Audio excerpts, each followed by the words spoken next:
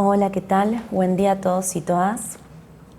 El motivo que nos convoca hoy es hablar sobre la novela Crónica de una muerte anunciada de Gabriel García Márquez. Gabriel García Márquez fue un escritor nacido en 1927 en Aracataca, Colombia.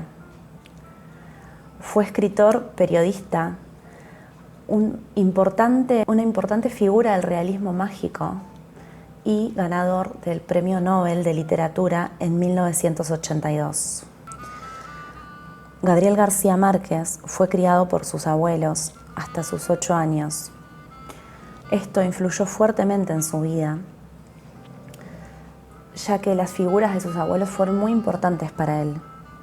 Él recordaba y definía a su abuela como una persona imaginativa y supersticiosa, y a su abuelo como un gran narrador, al coronel Ricardo Márquez, quien lo sumergía en un mundo de historias.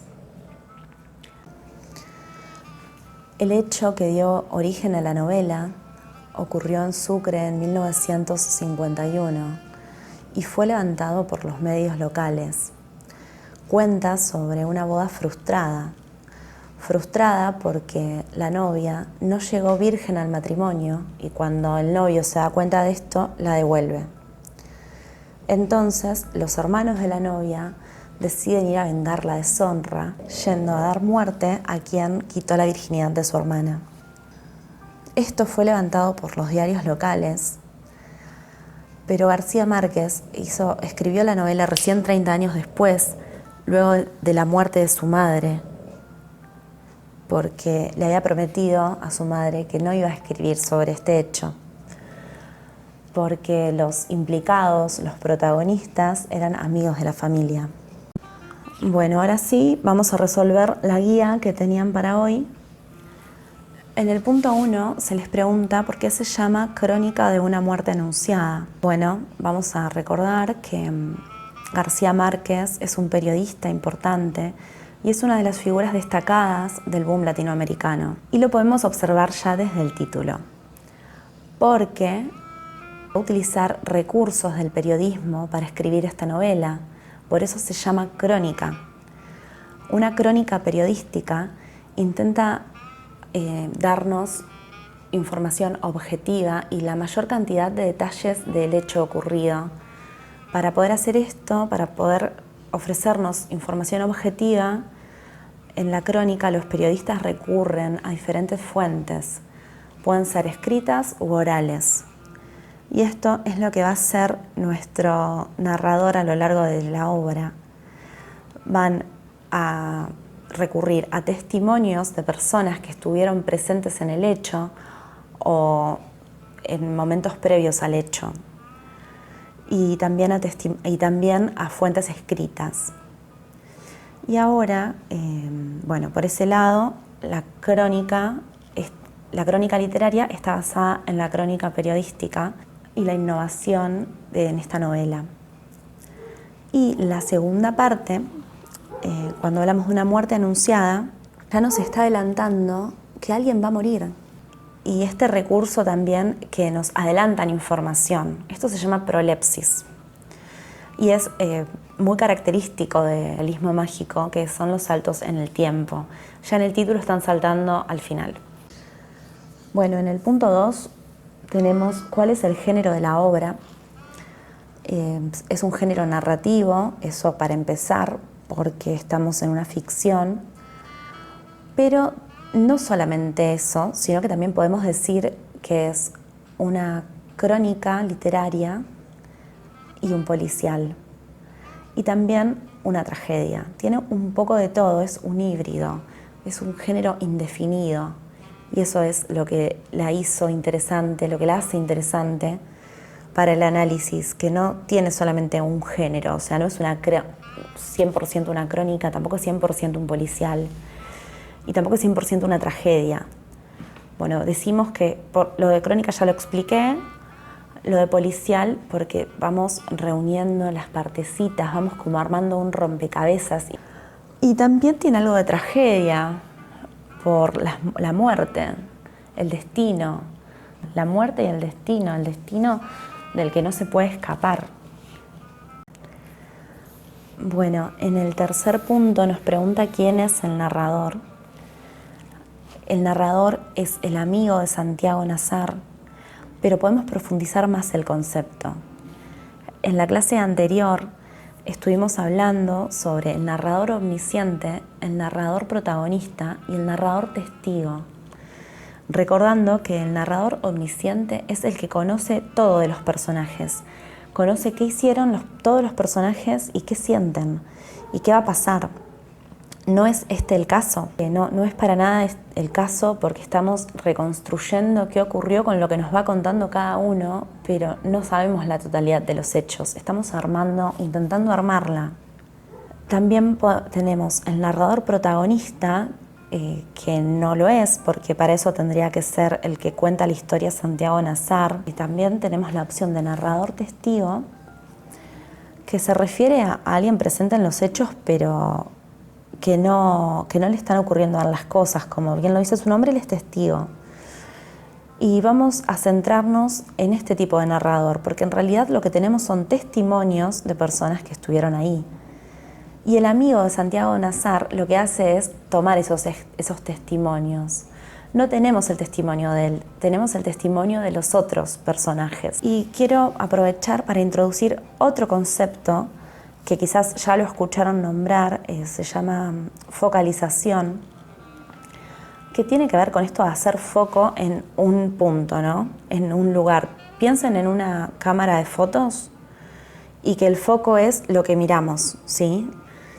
Bueno, el narrador omnisciente decimos que la focalización es 0, porque ve todo por igual, no tiene un punto desde donde se ve la historia, sino que nos cuenta desde el todo. Y luego tenemos la focalización interna, que es cuando la historia se cuenta desde el punto de vista de un personaje. Esta focalización puede darse cuando la narra el protagonista o cuando la narra un testigo, o la focalización externa, que es cuando nos cuentan la historia desde afuera. El que nos cuenta la historia no fue parte de la historia. Y esto podría pasar en el narrador de Chuck Moll, cuando el amigo de Filiberto encuentra el diario, ¿se acuerdan?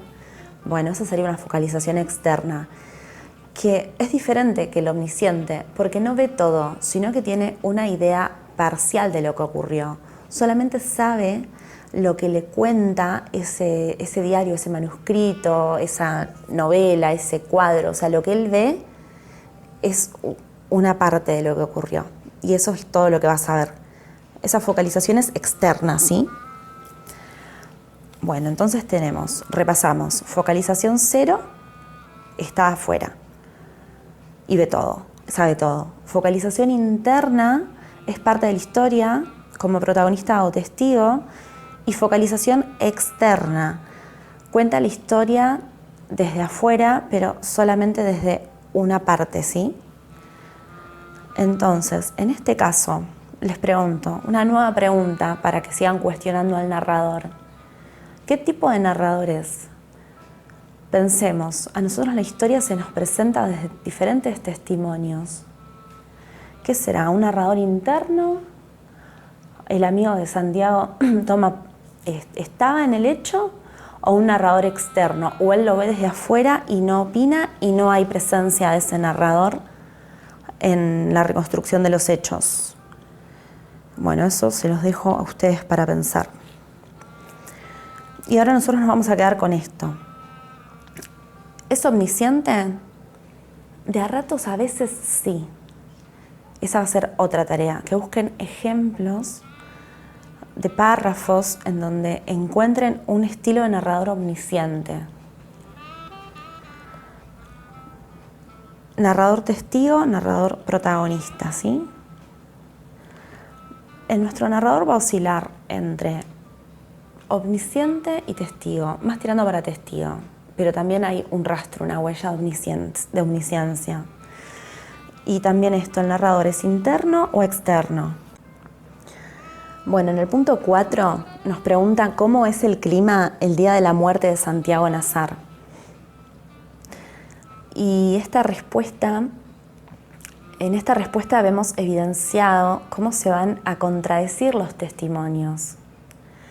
porque recordemos que el recopilador toma los testimonios 27 años después. Entonces todos recuerdan diferentes cosas. De malos, y no, es que los recuerdos van cambiando también. Recordamos algunas partes sí, otras no. Algunos lo van a asociar con un día gris, otros con un día de sol. Y como nuestro narrador no es omnisciente, no tenemos realmente cómo es el día, pero ustedes tienen que recopilar en este punto todas las variaciones climáticas, según quién nos cuenta la historia, cómo recuerda el día. Bueno, y finalmente se les pregunta si Santiago Nazar había sido advertido de su muerte, de que lo iban a matar. Recordamos, por ejemplo, que el alcalde se encuentra con los hermanos Vicario, que los encuentra con un sable. ¿Qué están haciendo? Vamos a matar a Santiago Nazar. No, esto no se hace, les quita los cuchillos y los manda a su casa nuevamente. No quedaron detenidos, no mandaron una custodia a la casa de Santiago Nazar, o sea, pasó como si nada. Nadie me contestó. Sí, le enviaron una carta. Bueno, esa carta la recibió Santiago. Si en la comunicación yo digo algo y el otro no escucha, ¿se efectivizó la comunicación? Bueno, espero que las aclaraciones les hayan sido de ayuda. Me pueden consultar. Lo que les pido es que lean primera y segunda parte de la novela para que podamos continuar con las actividades. Y bueno, que busquen información si es necesario, que escuchen los audios, los videos, que lean las notas de clase. Y así vamos a poder llevar una lectura acompañada. Bueno, les mando un beso y estamos en contacto.